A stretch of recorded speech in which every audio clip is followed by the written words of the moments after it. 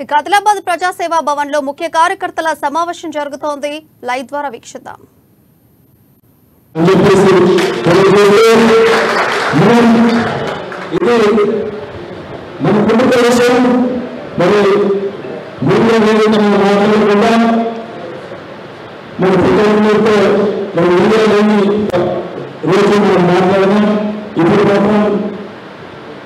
చెప్తే సెలవు తీసుకుంటున్నాను. జై కాంగ్రెస్.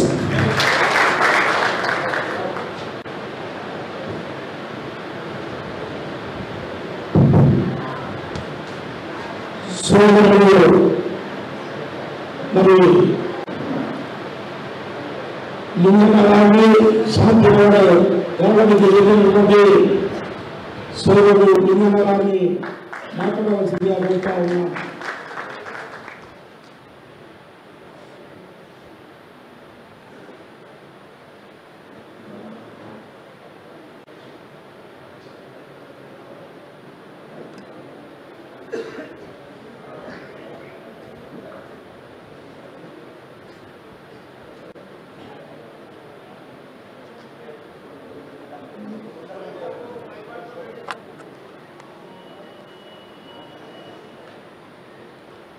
జై కాంగ్రెస్. కార్యకర్తలందరికీ చేతులెత్తి నమస్కరిస్తున్నా. నాకు చేతి వస్తుంది.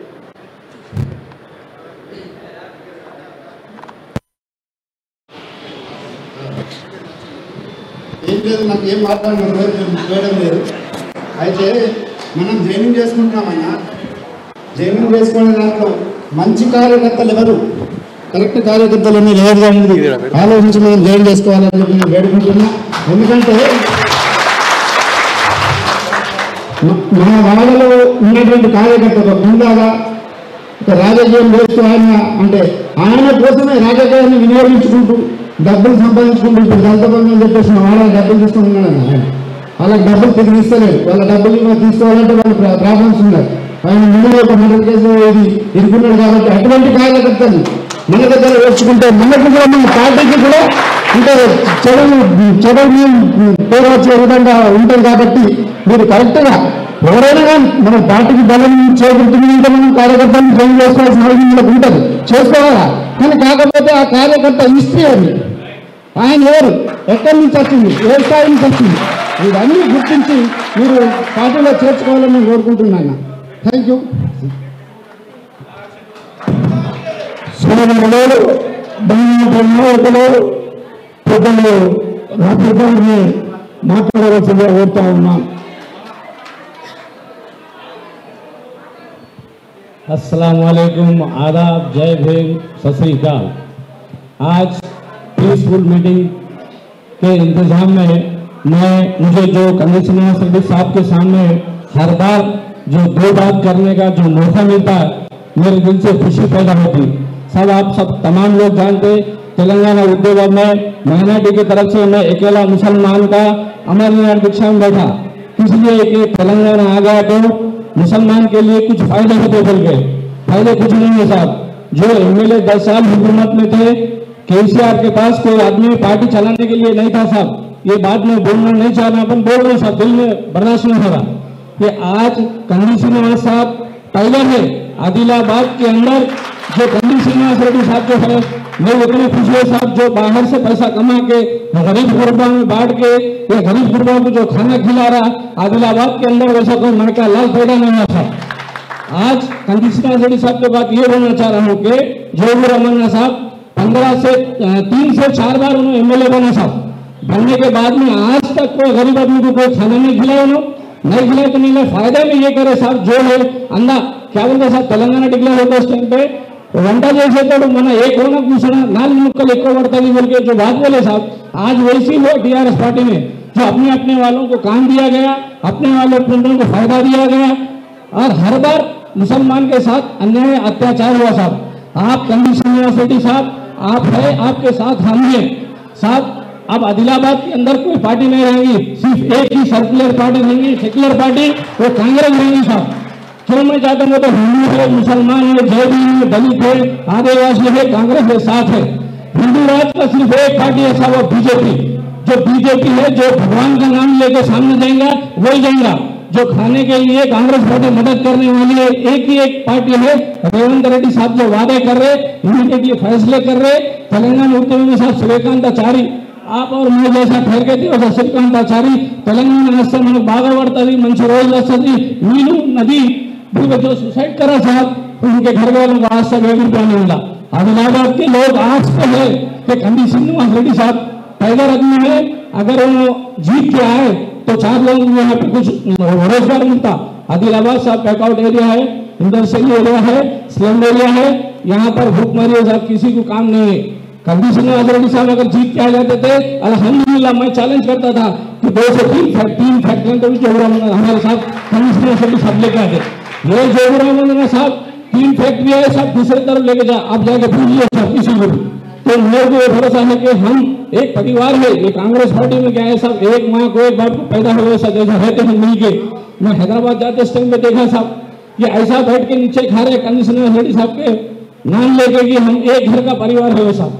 तो वैसे हम कांग्रेस में रहेंगे, साथ के साथ रहेंगे, एमपी को हम जीता कर लेके आएंगे। कंदी श्रीनिवास रेड्डी साहब जो मुझे मौका दिए बात करने का, मैं उनका शुक्रगुजार हूँ और मैं उनका एहसानमंद हूँ कि हर बार रफीक भाई है बोलते हमारे लोगों को थोड़ी सी चलन पैदा होती कि कंदी श्रीनिवास रेड्डी साहब रफीक तो गुंडा है, कंदी श्रीनिवास रेड्डी साहब हर बार रफीक क्यों बोल रहे। माफी चाहता हूँ साहब अगर मैं कुछ बोला तो, आप मेरे साथ हैं, मैं आपके साथ हूँ, आप खाली हुक्म कीजिए साहब, क्या करना वो हम करके बताएंगे साहब। थैंक यू साहब।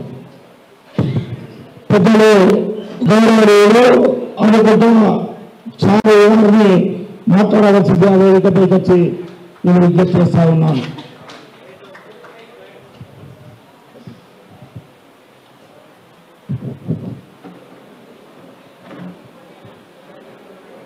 ఓల్డ్ కార్యకర్తల సమావేశం సమీక్ష నిర్వహిస్తున్న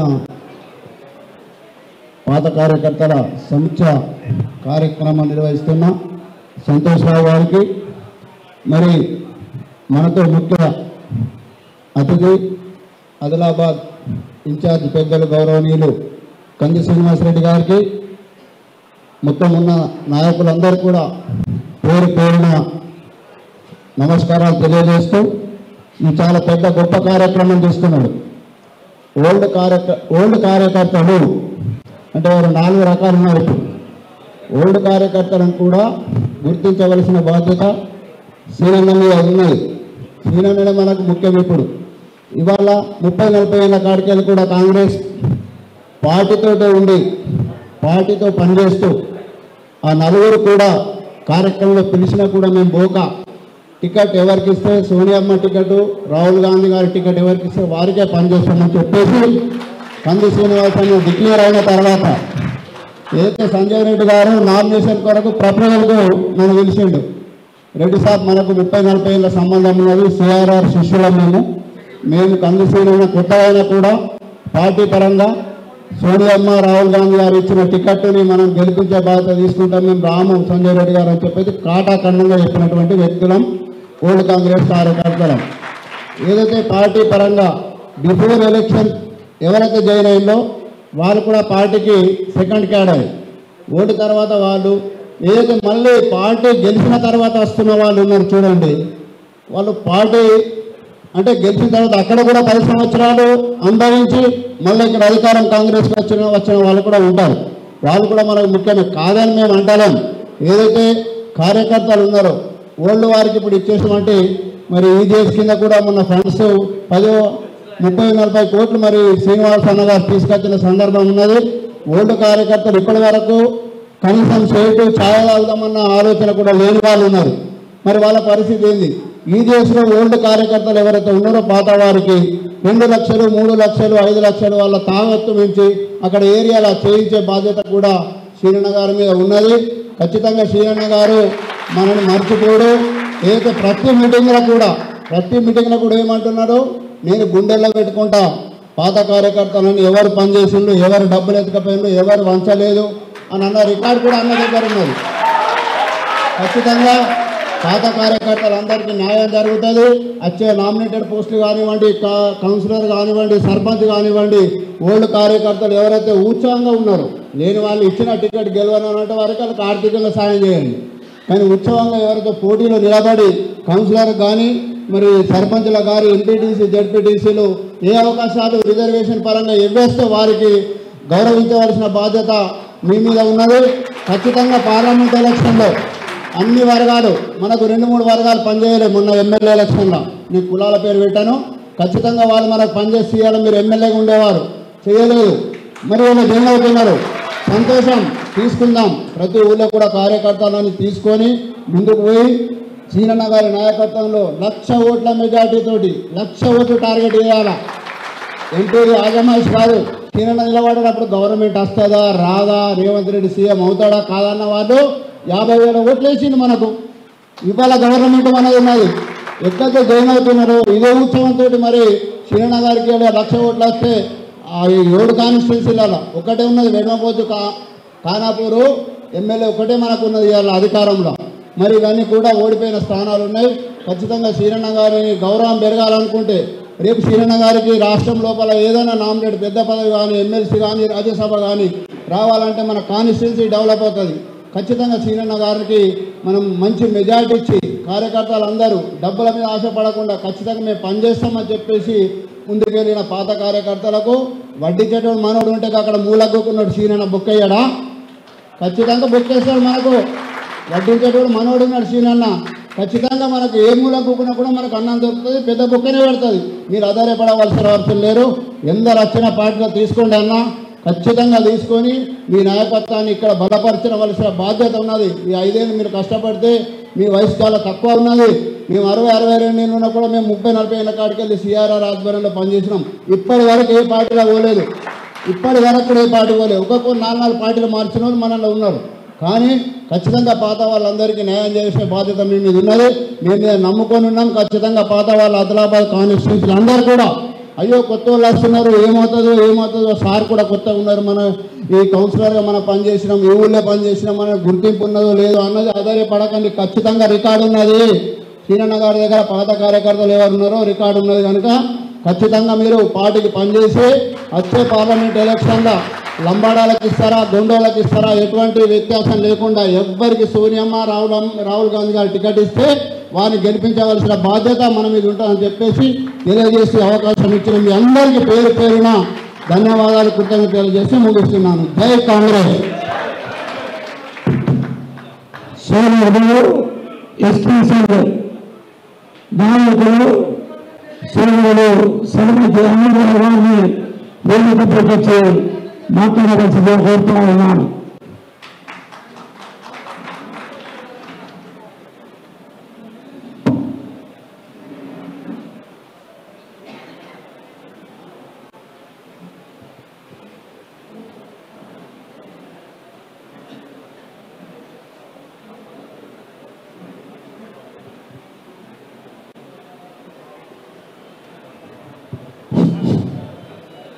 అందరి పెద్దలకు ఆదిలాబాద్ నియోజకవర్గ కాంగ్రెస్ నాయకత్వంలో ఆదిలాబాద్ ప్రజలు సంఘం అండగా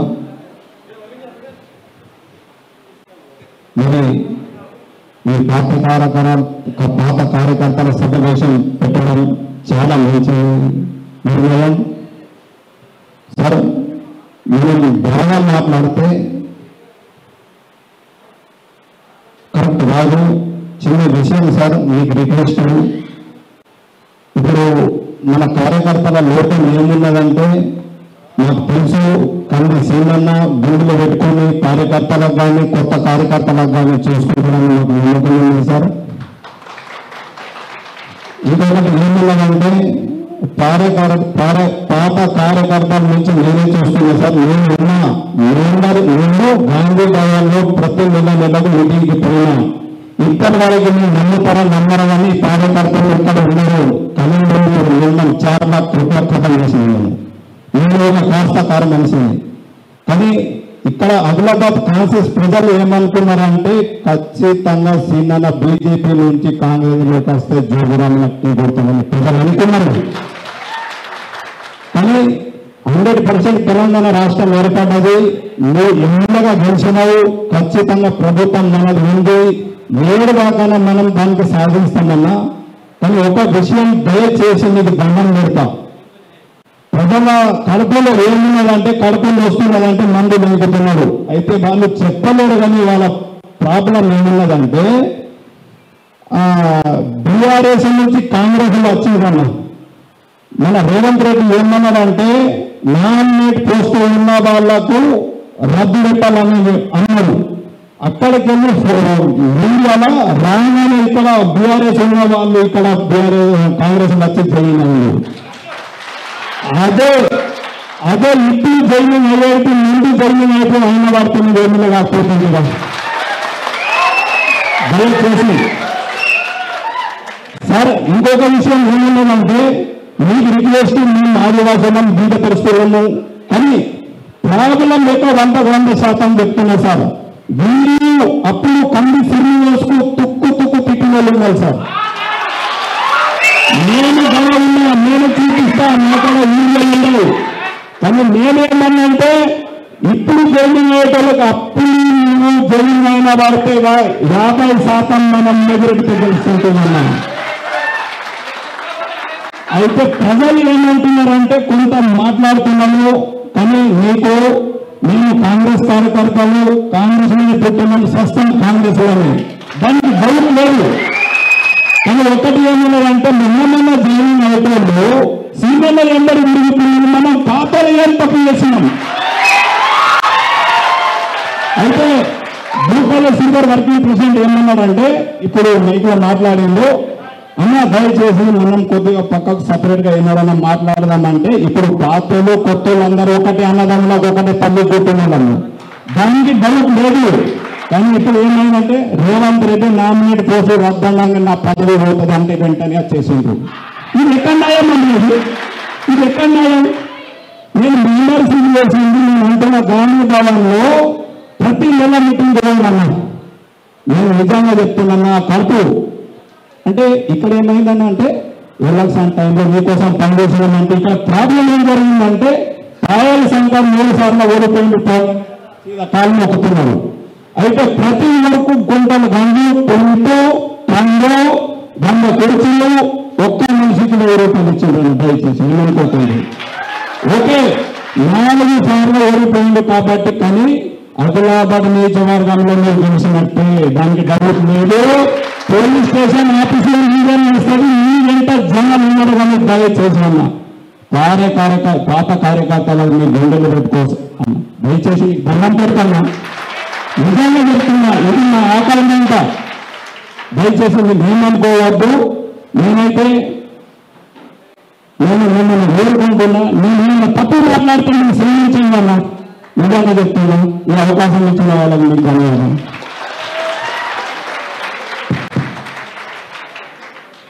సోదరుడు ఆదిలాబాద్ పట్టణ కాంగ్రెస్ పార్టీ అధ్యక్షులు మిత్రులు గుడిపల్లి నాగేశ్వర గారిని మాట్లాడవలసిందిగా కోరుతా ఉన్నాను.